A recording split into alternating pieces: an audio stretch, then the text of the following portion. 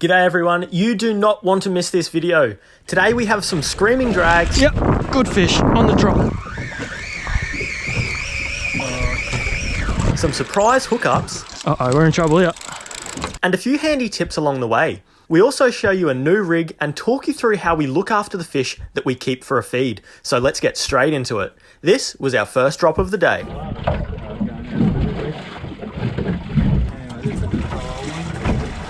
This is a trial to see what's going on.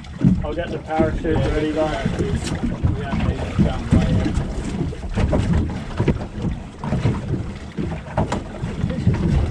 You got one? Yeah. Nice. That's good. First drop, guys. We're just doing a tester actually.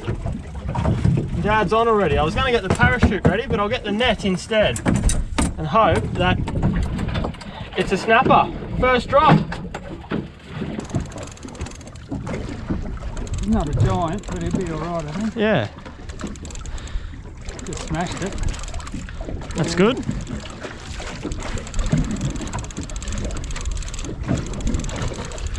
Yeah, not a giant of a fish, but he'll be alright. So we've just pulled up, guys. You saw me just getting the parachute ready. This is literally our first drift, first drop. It's a little bit breezy, so we were just doing a bit of a test drift to see which way we were going to go. The dad had a drop. There was a little bit of a show down there, not heaps. And he's hooked up, so that's the way you want to start the day. Not a giant. No, here he comes. I'll come around here, eh? Nice one, mate. Oh, jeez. I'll take that every day of the week for first drop of the morning, guys. Yeah. Yes, Dad. That's a good fish. I was not expecting that because there was only a little show on the sounder, guys. It goes to show if you get a couple of things right, if you just float your bait down slowly and use the right technique, you're always in with a chance with the snapper. Well done, Dad. Thank you. Good Nice one, first drop. Yep, great Get back start. down there. Very solid one. Look at the bit of a bump on its head. Yeah, nice fish. Well done, Dad. Alright, let's go.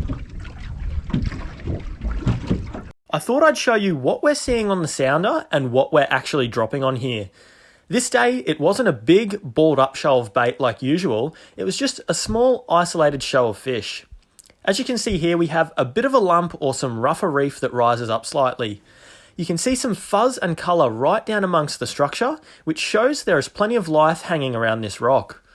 Then, a couple of metres up off the bottom, you can see the snapper. These little arches and dots are individual fish, and they were just holding on top of this one little spot. We had to drive around the area for about 10 minutes before we found this show. Other days, the snapper are easier to find and they're often hanging around thick bait balls, but this is another perfect example of how snapper can show up on your sounder. With the sun just peeking over the horizon, we went straight back up for another drift. Even when your bait doesn't get hit by a snapper on the way down, you're still in with a chance of other reef species that are hanging close to the bottom.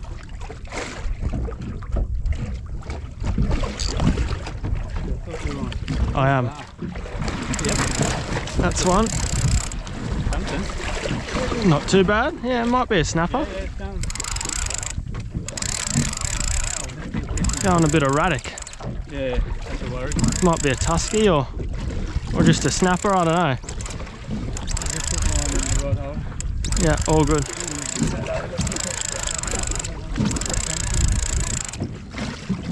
It's not a huge fish, but it's not bad. Picked it like a nose. Good tusky. Oh, he's just hooked. Oh well. Yeah, good fish, we'll take him. Yep. I think I'd only just hit the bottom because I was about to wind up and then I got a bite. Alrighty guys, there's a nice one.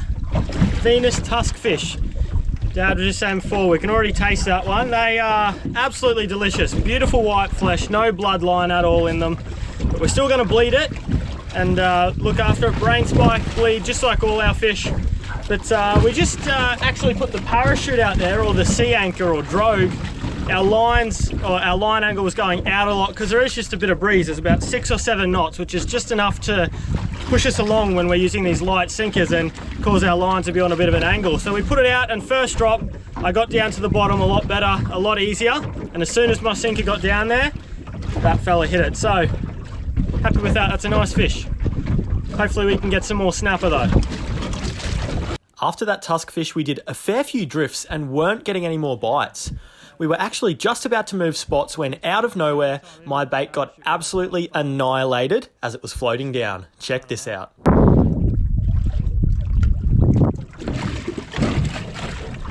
Yep, good fish on the drop.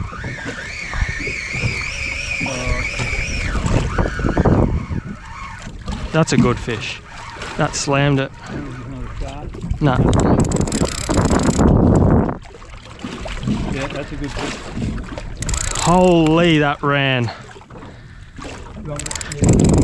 Yep.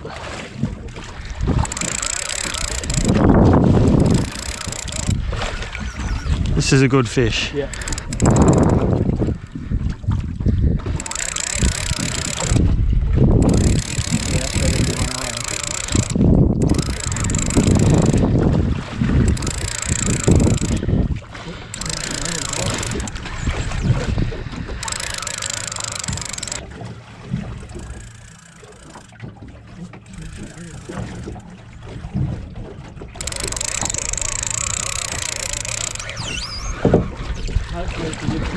I think so. Had a good first run.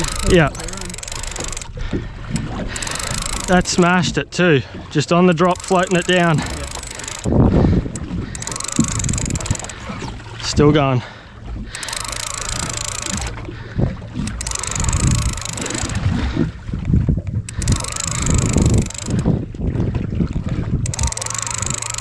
And we went in this cover.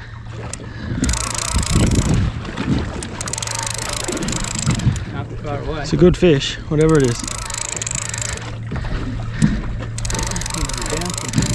Got colour. Go to the left. Yeah, Big nice. snap. Yeah. Oh yeah, nice. Oh yeah. Got him? Beautiful! Nice fish. Woohoo! Well, that's good, guys. Dad and I have got one each now. We've had to work for them. We've done a few drifts, which I'll explain in a minute when I hold this one up for you. But there's actually not lots on the sounder at all, and when I hooked that, there wasn't anything, was there, Dad? No. No, so it's funny how sometimes if you've got an area just with a little bit of life around it, we saw those bits of shows a few drifts earlier, we've sort of been fishing around this bit of a lump. Sometimes there can just be a good fish holding on it. It's slower fishing because you're not just dropping straight into a big show and hooking up. You sort of have to work the area a little bit, but it's paid off there with a couple of really nice snappers. So I'll hold this one up for you. Well, there we go, ladies and gentlemen. That's another nice one. I reckon Dad's is a little bit bigger, to be honest, but they're both great fish. And that one went really hard, especially for its size. It absolutely slams my bait, and it was peeling that 20-pound braid off like it was nothing. I thought it was actually going to be a much bigger fish. It went really hard, so it was a great fun fight. And Dad, we were just talking before, these are a really good eating size. Around that 50 to 70 centimetre size, just seem to be extremely juicy and just a really nice thickness to cook as well. So we love this size. That is an absolute beauty. So there's not huge shows of bait here. Last time we were out, there was some really thick balled up bait. I'll actually put a photo on the screen now for you to show you what I mean, but we were dropping on some really balled up bait and the snapper were really feeding on it. But today, it's a bit slow. We've only got two and we've done a fair few drifts now. So we're just sort of picking off the individual ones, and there's not much on the sounder. We're fishing a bit of a lump here in, as I said, about 40 metres. So sometimes you can just get fish doing that. So it's always worth a drop and to see if they're there on a mark with a little bit of life on it. But yeah, we're going to keep going and try and get a couple more before it's too late. As that sun comes up, they often go off the bite. So I'll deal with this one and we'll keep going.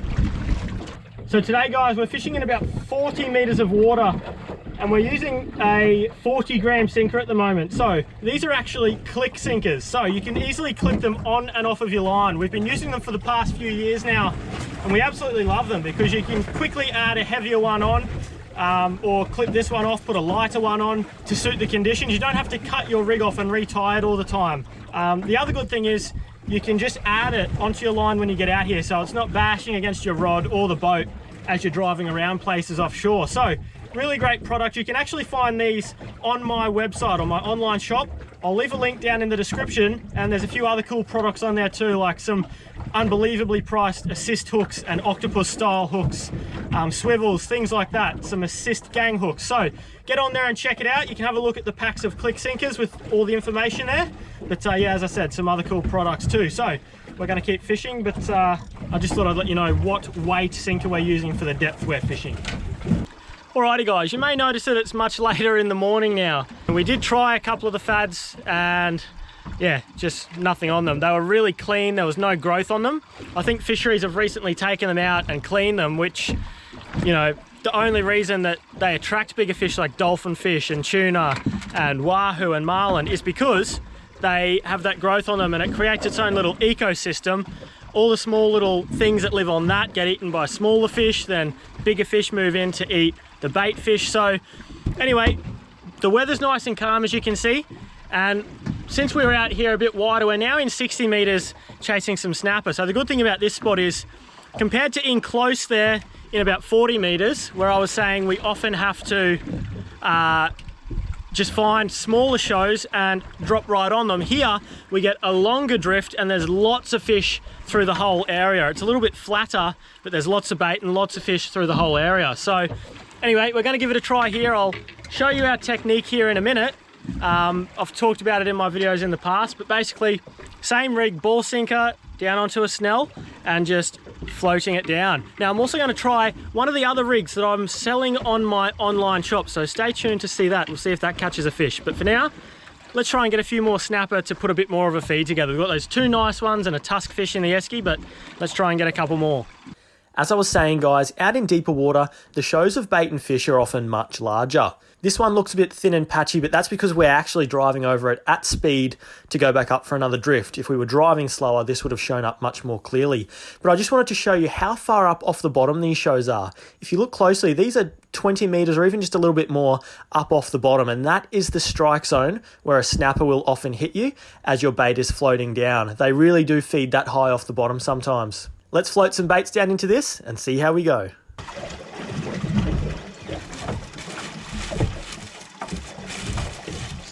Oh, yes, no. One, two. All right? Yeah.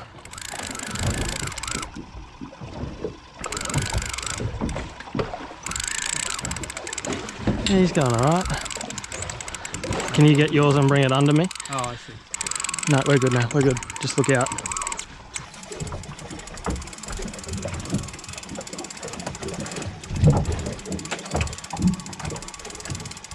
Should be a snapper, yeah. No. Oh, he's all right. Yeah, Penny.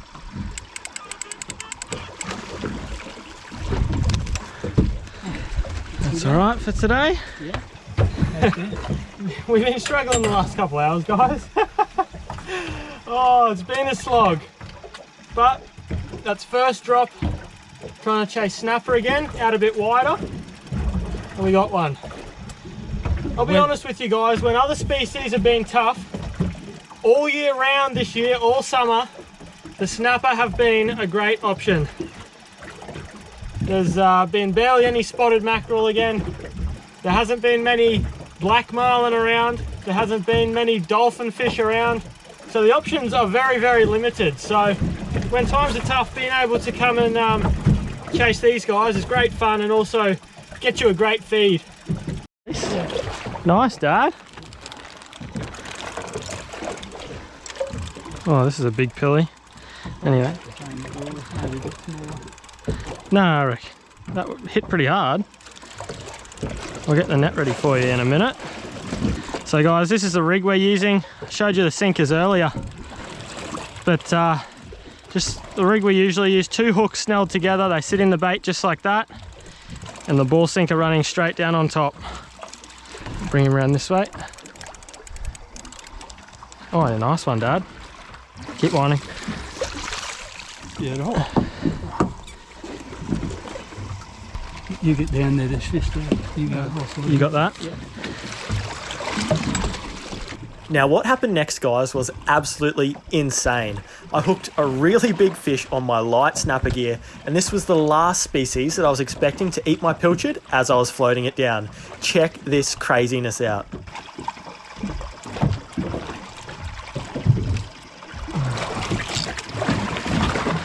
Oh yes, Will. That's a good one.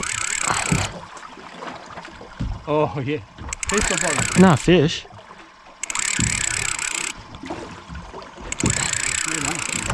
It's got some weight to it. Yeah. It's kicking a lot. No, it did a kick earlier. Let's get one here. Oh, I should have. Nice. What have I got here?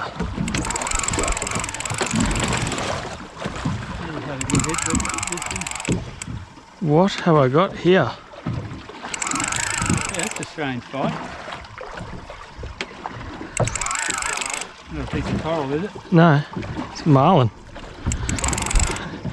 Cobia or something. It's coming up. Feel your line on mine. Yeah, just come over me. Over. It is a marlin. It is a marlin. This isn't going to end well on 20 pound. Is this on? Yeah. Just. Uh-oh, we're in trouble here. You're going to have to start the boat. Yeah, I've got to get them on. Just let him come. Oh, 20 pound. He's still going off.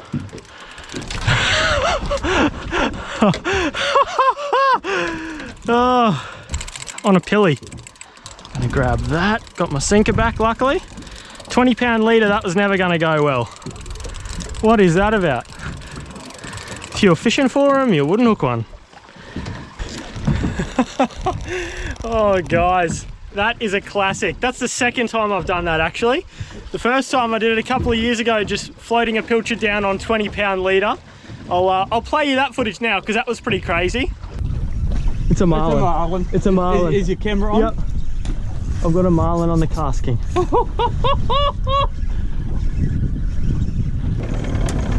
Here he comes. Holy crap! Yeah! Yahoo! Hey! Oh, he's flying up. Here he comes. Jeez, mate. He's going off. Oh, it's gone. Oh no. But yeah, that one there, that was super cool. It's small black marlin. My pilchard was right down near the bottom, so I didn't know what was going on. And then when it started coming up, you might have heard me say it, I joked it might be a marlin, but then I said, oh, I think it'll be a cobia. But then all of a sudden, it jumped. So, oh, that's really cool. Cool to see. Fun little fight there. But as soon as it went up around the boat, we weren't ready for that. So, yeah. Oh, crazy. Anyway, we might try and catch one of them if they're going to be around.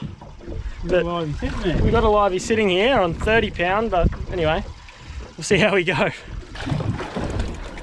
As soon as I turned the camera off, guys, I said, I'll just chuck this livey out. Dad got absolutely smashed on the drop. There's a bit of bait up off the bottom on the sounder, but I better get the net ready because that smashed you, Dad. Well done. You can't hook marlin like me though. yours isn't jumping. Oh, here it is. Nice snap. Got a big tube worm thing coming out of him. Guts. I'll chuck the plastic out. Yeah, do that while you Because it's calm enough, eh? Yeah. Oh yeah, true that. Oh, sorry. Do that. They'll hit that. You got to keep right down that one. No. Well, I'll just chuck the plastic out while I retie. I didn't even get to retie my rig, and Dad saw that plastic get eaten on the drop, so he grabbed it and got stuck into it. Ready up in a net here. Yeah.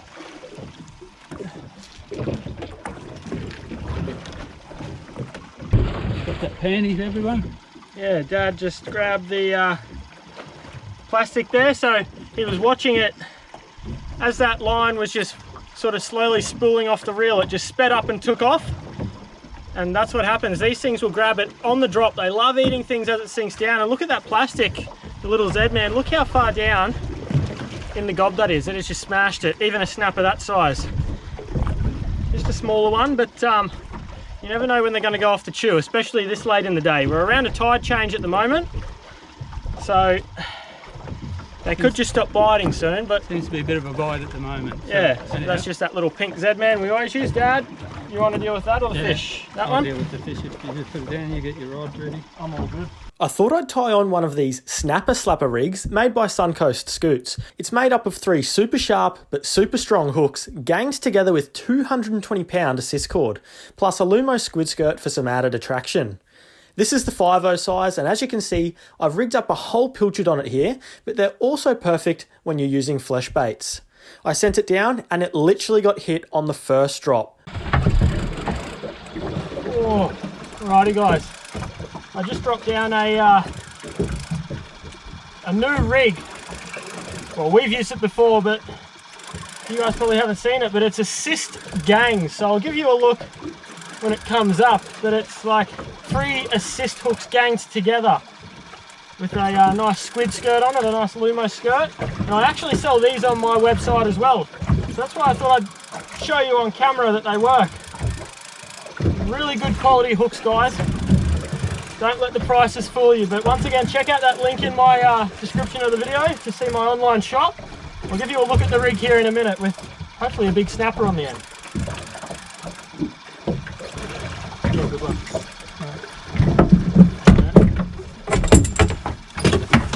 Oh. Oh, that's a cracking fish. That's a good one. That's a good fish, well. Yeah, I smashed it. Well, there we go, guys. That's another nice one there. Better quality than the last couple we got since we've come out wider, but as you can see, that was the first drop with that snapper slapper rig. As you can see, nice Lumo squid skirt on there, 3 assist hooks ganged together, but instead of being joined by swivels or threaded through the eye of the next hook, they are attached by a strong assist cord. So yeah, first drop with it to show you guys, and this one absolutely smacked it. That is awesome. So as I said, you can find those on my online shop. Really high quality hooks, equivalent to the highest quality on the market. Once you get them in your hand, you'll realise, but yeah, that's awesome. Alrighty guys, well I promised you that I would walk you through how we look after our fish for the table to get the best eating quality possible.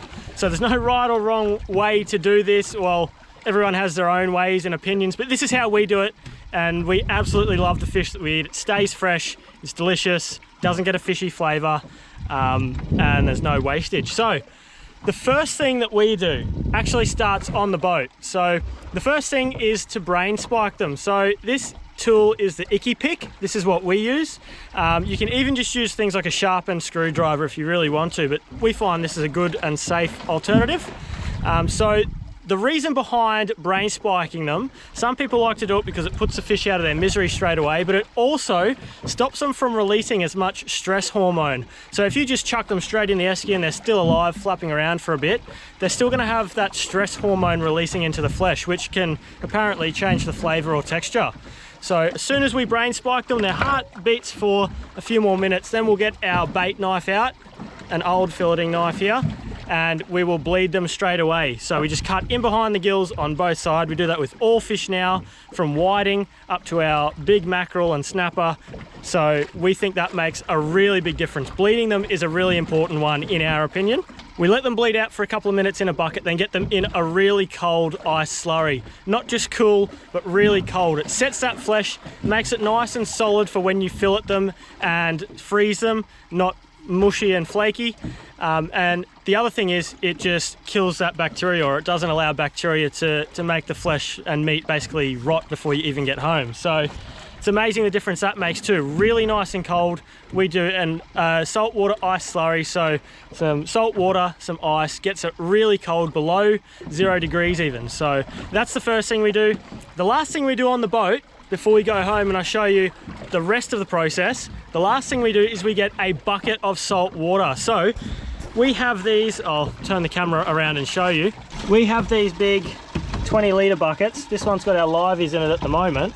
So we fill that with salt water and put a lid on it and take it home. Now, when we get home, you'll see why we do that. But that is what we do on the boat. Everything else is done at home, so I'll show you that when we get back there. For now, we're trying to catch one more snapper, but we're stuck on 7. But yeah, stay tuned to hear the rest of the process when we get home. It, as I said, keeps our fish as fresh as the day that we caught it. So yeah, very important to look after your fish and respect the fish that you catch for a feed. We were just saying, guys, this is our last drop and we're going home. We've been really struggling trying to get this last fish. Dad said they've gone off the chew, quite frankly, and then suddenly, bang, one wanted to prove him wrong. That's a snapper, Dad. Yeah. Not a bad one either, I don't think. He'll be alright. Don't take your head like that. Got colour.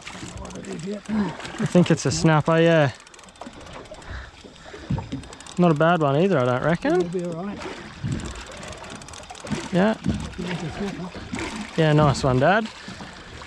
Easy, man. And that's 8. Yep. That's us. Not a bad one. Only one hook in him too. We got there in the end. Took us a bit. Holy moly. Well, they were on the bite early when we first got to the 36s when that tide change happened. Yeah. But then you could tell, you could still see them on the sounder, but they just stopped feeding. Yeah. I literally said, this is my last drop. I either get one or I don't get one, but we're going home. And bugger me, I got one. So anyway. Well done. It's certainly not on the chew like they were earlier on, that's for sure. We've done a lot of, well, not a lot of drifts, quite a few drifts. Only got 1 or 2. So, but anyway, that's a good way to finish. I'm happy with that. Good one to finish off, Dad. Good one to finish off. Time to go home. After the first couple of fish we got this morning, we did struggle, guys, for a bit there. Yeah. For a fair chunk of the morning. So it's good that we redeemed ourselves and ended up getting our bag with snapper. And some nice ones in amongst the mix too. Yep. Good job, Dad. Good. All right, all good. Let's get out of here. Alrighty guys, that ended up being quite a big day. We stayed out a little bit longer than we expected to get that 8th snapper. We're just at home now, about to fill it. We've had a bit of a rest and we've cleaned the boat up. I just thought I'd remind you, if you want to save yourself some money on salty captain cleaning products, head over to their website and use my code WILLK15 to save yourself some money. There's heaps of awesome products. We use them religiously every time we get home from a trip. So go check that out, use my code, and I'll get a small kickback as well, which I put straight back into these videos for you guys. Now, sticking with the theme of how we look after our fish, as you saw there on the water, we brain spike and bleed them straight away and get them into an ice slurry, cool them right down. They're still sitting in that at the moment. We've got an extra bag of ice before we drove home, so making sure they're really nice and cold. So now we're gonna get the filleting set up and we'll show you how we do that and what we do after before we freeze them or prepare them for eating. So let's get stuck into that now and we'll show you what we do. Well, the light's fading, but we're just starting. The first thing we're doing is Dad's just taking the fillet off the first fish now. So he's going to take that off. We usually get a bit of a production line going where he'll whack the fillet off and I'll do the skinning, rib cages and pin bones. So we found with our larger reef fish like snapper and tusk fish, we prefer them skinned. We used to leave the skin on, but we found that we weren't really eating it. We were sort of peeling the flesh off. So we decided lately to start skinning them, and that also saves having to scale them. So that's completely down to personal preference, but I'm gonna skin this one so we have a perfectly clean white bit of meat with no skin or scales on it. And then I'll show you what we do with the salt water that you saw us keep. So this is what I was talking about earlier about getting them super cold as well, guys. See how that is just one nice solid bit of meat. It's not mushy, it's not breaking apart or flaking apart. Really nice and firm and set by that cold esky.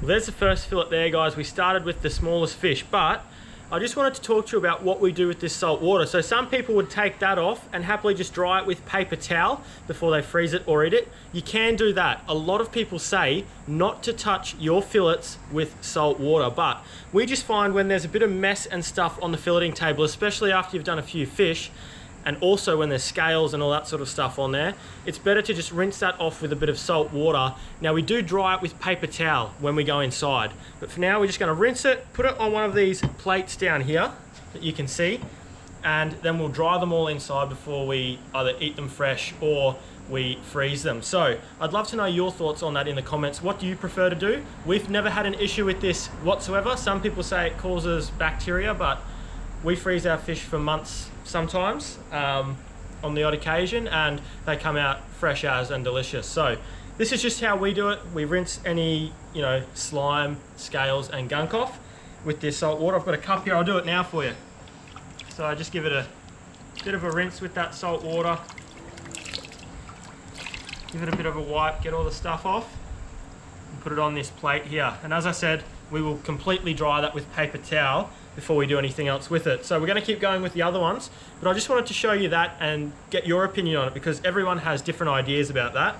But the important thing is never use fresh water, only ever salt water. And we just brought clean salt water home from 20 kilometers out to sea. So yeah, never touch your fillets with fresh water. Don't rinse them under the tap. That's going to take away the flavor, and it's also going to change the texture, makes them go almost a little bit off or rotten smelling and tasting. So that's just our opinion, but yeah, definitely only use salt water if you're doing this. All right, we're going to get stuck into the rest, and then I'll see you inside. I'll show you what we do next when we dry these and how we freeze them, because it makes a big difference freezing them the way that we do. So that's probably the most important part of all of this.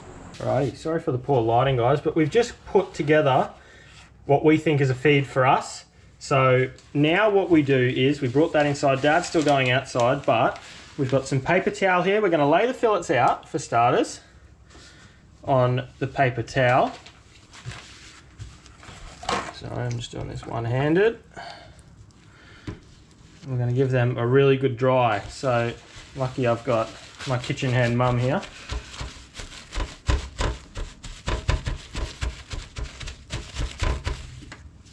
Next thing you'll see us do is get them into these what we call cryovac bags. So the way that we freeze our fish or our feeds of fish is in cryovac bags or vacuum seal food bags here. So we put what we think is a feed in there. Because there's no skin on it, we will write snapper. We might write snapper 6 fillets.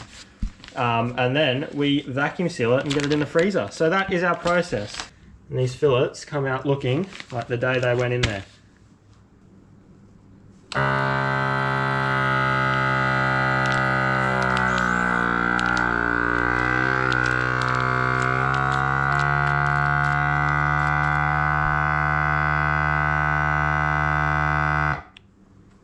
There we go. So that sucked all the air out, guys. That is tightly packed down. Now the last thing we'll do is we'll write snapper on here. We'll say snapper 1 feed or 6 fillets. And that is good to go straight in the freezer. Ready for another night.